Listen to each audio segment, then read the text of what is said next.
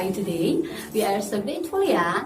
Now we will start our lesson science. So please prepare yourself, prepare your textbook, notebook and your pen. So are you ready? Okay, let's start now.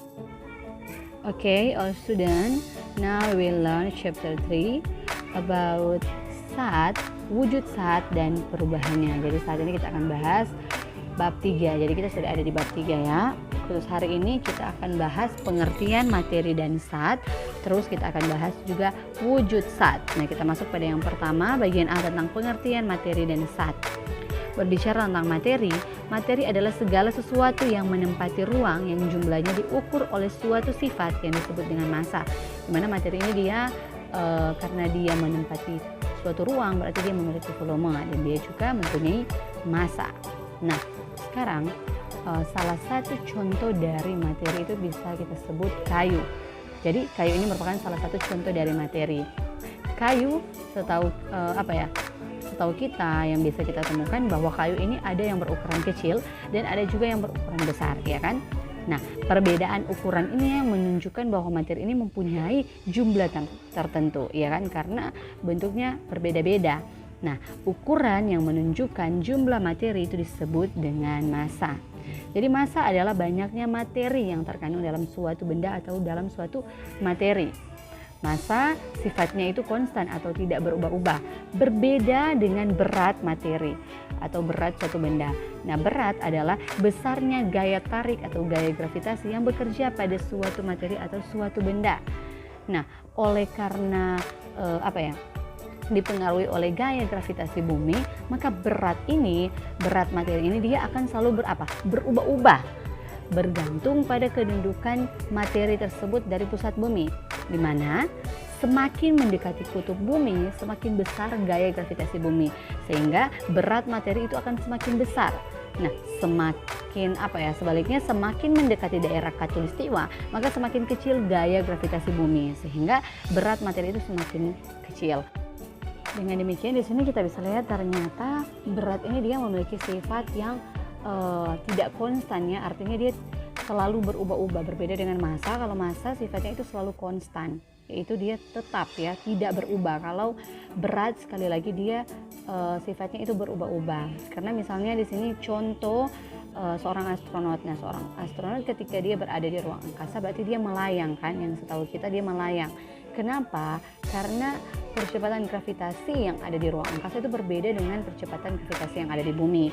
Nah, tadi sudah dijelaskan bahwa semakin mendekati kutub bumi maka semakin besar gaya gravitasi bumi, sehingga berat materi atau berat suatu benda itu akan semakin besar. Jadi astronot ini berarti dia bukan mendekati kutub kan, tetapi kalau dia ada di ruang angkasa berarti dia lebih mendekati daerah khatulistiwa, sehingga semakin semakin kecil gaya gravitasi yang bekerja pada astronot ini, sehingga dia bisa melayang.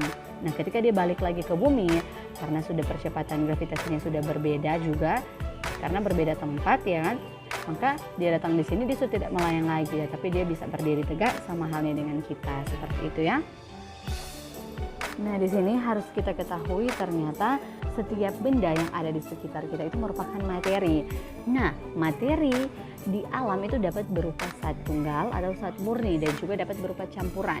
Di mana zat murni ini adalah materi yang hanya tersusun dari satu jenis zat saja. Jadi zat murni ini hanya hanya satu zat saja yang menyusun suatu benda atau suatu materi ini. Nah, zat murni ini kalau dalam kehidupan kita sehari-hari sering disebut dengan istilah hanya zat saja, seperti itu. Nah, berbeda dengan campuran. Kalau campuran ini merupakan materi yang tersusun dari dua atau lebih zat. Namanya campurannya berarti dia banyak zat yang ada dalam materi tersebut, seperti itu ya. Lebih dari satu istilahnya. Jadi sekali lagi campuran ini adalah materi yang tersusun dari dua atau lebih zat. Nah, contohnya di sini kita bisa lihat yang pertama paku besi. Nah, paku besi ini merupakan materi yang berupa zat tunggal atau zat murni. Jadi paku besi ini merupakan contoh dari zat murni. Karena kenapa? Paku ini hanya tersusun dari satu jenis zat saja, yaitu zat besi ya. Nah, di sini berbeda dengan yang kedua, contoh yang kedua yaitu udara. Nah, udara ini merupakan materi yang berupa campuran. Jadi ini merupakan contoh dari campuran, di mana udara ini dia tersusun dari berbagai jenis zat. Jadi lebih dari satu ya, macam-macam ya. Nah, zat-zat yang ada di dalam udara ini diantaranya ada nitrogen, oksigen, dan karbon dioksida. Nah, materi yang mempunyai sifat-sifat tertentu itu disebut dengan zat. Jadi, zat ini dia merupakan bentuk materi yang mempunyai sifat-sifat tertentu. Nah, sekarang kita akan bahas bagian B, yaitu wujud zat. Nah, berdasarkan wujudnya, zat dapat dikelompokkan menjadi zat padat, zat cair, dan gas. Nah, di sini kita akan bahas satu persatu. Yang pertama kita akan bahas terlebih dahulu zat padat. Nah, zat padat adalah zat atau benda yang memiliki bentuk dan volume yang tetap, di mana jarak antar partikel zat padat ini sangat rapat sehingga partikel-partikel dari zat padat ini tidak dapat bergerak dengan bebas. Contohnya kita bisa lihat pada kayu, besi, batu, dan lain-lain. Nah, sifat-sifat zat padat itu kita bisa lihat di sini, yaitu yang pertama bentuk benda tetap, yang kedua tidak dipengaruhi oleh tempat benda diletakkan. Next, di sini yang kedua yaitu zat cair.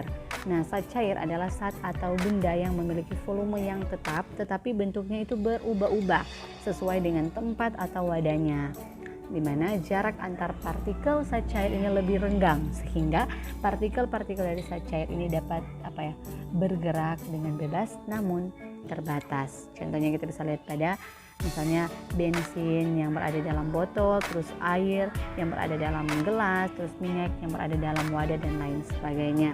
Jadi zat cair ini dia bentuknya berubah-ubah ya, mengikuti tempat atau wadah yang diletakkan oleh zat cair ini. Misalnya kalau diletakkan di gelas berarti bentuknya akan seperti gelas, seperti itu. Kalau diletakkan di botol berarti bentuknya akan seperti botol. Oke, di sini kita bisa lihat sifat-sifat dari zat cair. Itu yang pertama, volume dari zat cair ini dia tetap. Artinya jika zat cair ini ditempatkan ke dalam berbagai wadah, volumenya itu akan tetap. Nah, yang kedua, bentuk dari zat cair ini bergantung pada wadahnya kan, seperti yang sudah dijelaskan tadi, dimana kalau misalnya dimasukkan dalam botol berarti bentuknya akan seperti botol, seperti itu.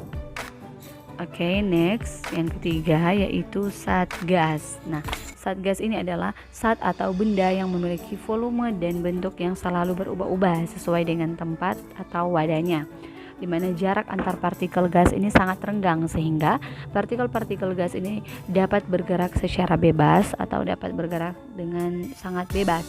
Contohnya kita bisa lihat pada balon, ban sepeda, dan ban motor, terus gelas yang kosong, botol yang kosong, dan lain sebagainya. Nah, di sini kita bisa lihat sifat-sifat dari gas. Yang pertama, volumenya itu tidak tetap, yaitu dia tergantung pada tempatnya. Terus bentuknya juga tidak tetap, tergantung pada bentuk wadahnya. Dan dia juga selalu memenuhi ruang. Contohnya kan seperti tadi misalnya balon. Nah, balon ini kan dia ada udara di dalamnya. Contoh dari zat gas ini kan salah satunya udara. Nah, balon ini ada udara di dalamnya. Tapi kita juga bisa lihat contoh lain, ban motor misalnya. Ban motor ini di dalamnya ada udara. Tetapi di sini kita bisa lihat ternyata volume dan bentuk dari balon dan ban motor ini berbeda. Seperti itu, sesuai dengan sifat dari gas.